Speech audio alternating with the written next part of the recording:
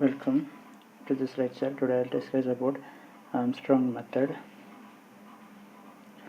So in Armstrong method is also a method, actually it is an indirect method to generate FM. Okay. So the thing normally we studied about Varactor diode modulator.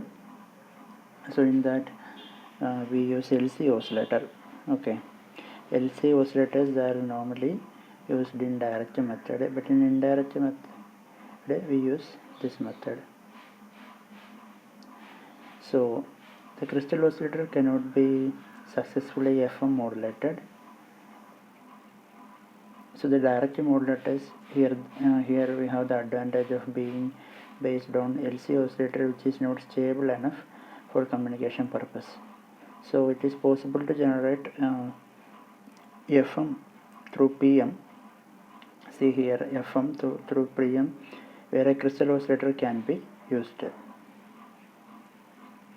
See the problem with the oscillator. See, you can see here it is an oscillator, no? So actually in generation definitely we need an oscillator. Two types of oscillators are there: LC oscillator and crystal oscillator. If I am using LC oscillator, then the frequency stability is not better or not good in LC oscillators. It is not stable. But crystal oscillator have advantage that it is very stable. Okay. But the problem is crystal oscillator cannot be used in FM modulation. But here we need a FM.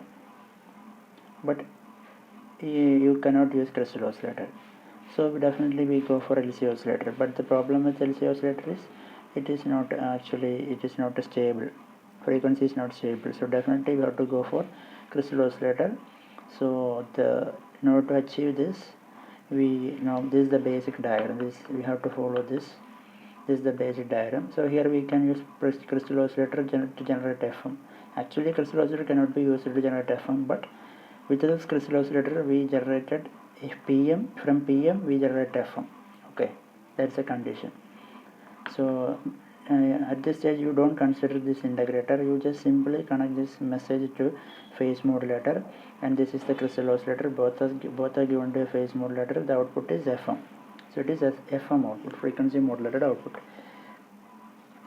Okay, a crystal, and it is phase modulated output. When you give an integrator, before directly connecting the message to the phase modulator, you keep a integrator in front of this phase modulator, then you will give message, then finally you will get the FM output. Okay, so this is an indirect method to generate FM. So this method is used here in Armstrong method. So this is the crystal oscillator, then buffer, a 90-degree phase shifter, balanced modulator, combined network, audio equalizer. Okay, so look at here, this is double sideband suppressed carrier. Initially the crystal oscillator generates a carrier, and it is 90-degree phase shifted, and it is given to a balanced modulator. Okay, so at this stage you don't consider this equalizer, you just simply connect the message. You simply give the message to the balanced modulator. Okay, balanced modulator and a carrier, 90-degree phase shifted carrier to signal is given to the balanced modulator. We know that we studied already that balanced modulator generated double sideband suppressed carrier. So DSB-SC reaches here. This is the carrier signal, direct crystal oscillator carrier, and this signal is given here. This is DSB-SC. So the output is phase modulated signal or phase modulation. Okay, but now consider what we are doing. We give an equalizer. Equalizer is nothing but actually an integrator. So we know that when we give an integrator to the phase modulator and you give the oscillation from the crystal oscillator, output is FM. That's why this signal, without considering this equalizer, you will get to PM. With the considering equalizer, that means before giving message, you integrate the message and then giving to the balanced modulator, and finally goes to the combined network. The output will be FM, and it is narrow band FM. Why it is narrow band FM? What is the difference between narrow band and wide band? Narrow band means modulation index less than 1, and that under that condition we call it as narrow band FM. When modulation index is greater than 1, it is wideband FM. Okay, narrowband FM bandwidth modulation index is less, so it is having only one upper and lower frequency components. But for wideband FM, it is having n number of frequency components. That's the difference. So this narrowband FM is normally used for some mobile application, marine application, all those things like that. But for wideband FM, we normally use for high fidelity applications like broadcasting. Under those conditions, we use this because there we need an large number of bandwidth and frequency deviation, and we need a high modulation index. Under that condition, we use wideband FM. So first we generate narrowband FM. Okay, so from narrowband FM, you given to the frequency multiplier. Okay, frequency multiplier multiplies the frequency by a factor of n. If n is the multiplication factor, then the incoming frequency is multiplied by n. Similar incoming carrier frequency. Similarly, the modulation index also multiplied by n only. Okay. Now the thing is how this phase modulated signal reaches here. That is the thing we need to know. For that, we need to identify, or we need to concentrate on this phasor diagram. See, this phase is directly proportional to m of t. Message, that means message m of t is message amplitude. It is directly proportional to phase. How? This is my carrier vector component.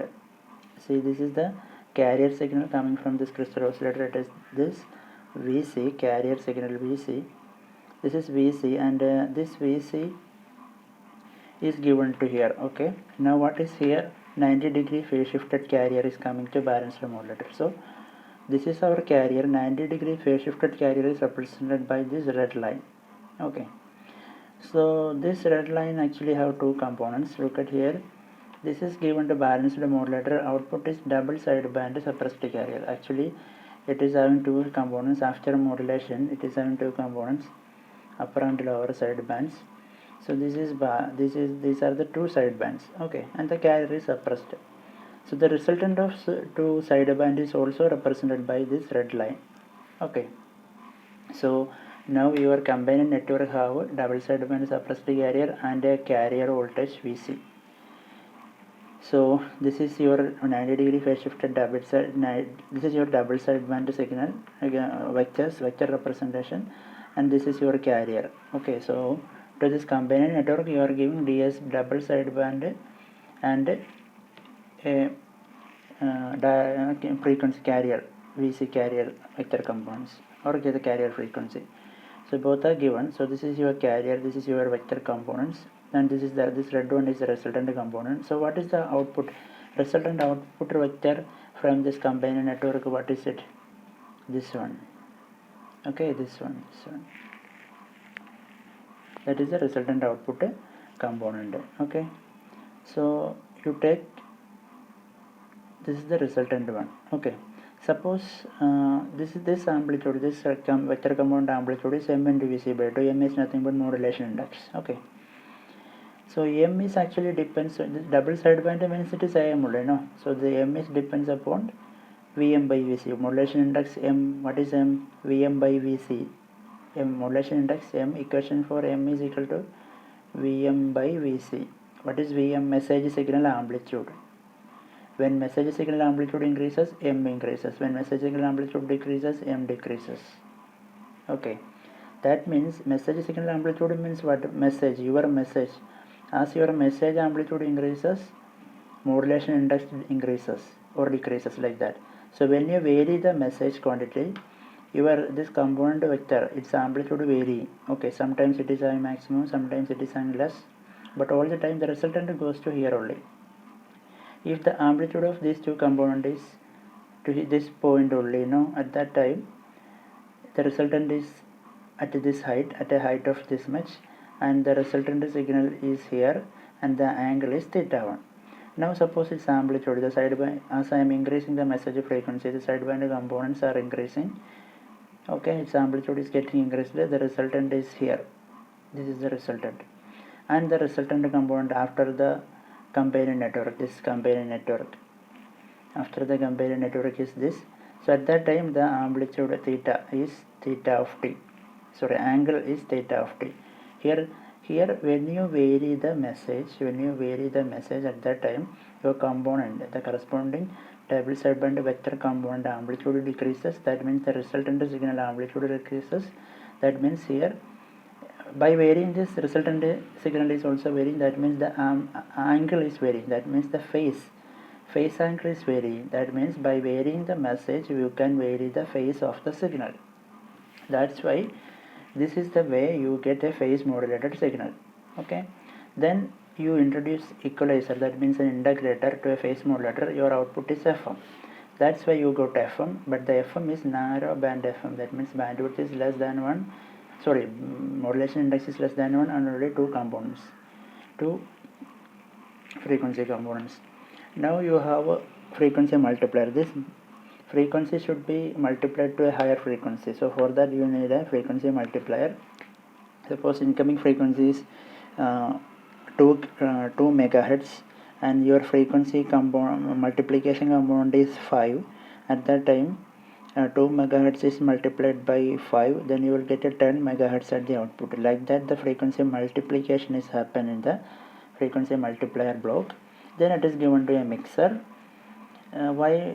Because in certain applications you need a specific band of frequency, specified band of frequency, like 199.9 or 104.5, like that exact frequency when you need. At that time you cannot use a at that time if you are using a frequency multiplier, you won't get an exact value. Like after a decimal you have some values like that. At that time you don't get an exact value by using this multiplier. So under that condition we have to use a mixer, local oscillator, crystal oscillator with a mixer to get the original or desired frequency. Okay, that means if we need a particular desired frequency, for that we can use this block instead of using this multiplier. Again we can use number of multiplication stages to increase the or to obtain the desired frequency. And finally it is given to a class C power amplifier, and it is power amplified and it is transmitted. Okay, so this is the indirect method or Armstrong method for generation of FM. So the output signal here it is a wideband FM. So output here it is a wideband FM. Okay, wideband FM. How this wideband, this frequency multiplier multiplies the narrow band frequency to high frequency, and then modulation index beta is also multiplied, so we will get a wideband signal. Okay, and these signals are normally used for high frequency, means high broadcasting application, high fidelity application, broadcasting of all those purpose broadcasting, communication, all those things we use this wideband FM. So this is about Armstrong method.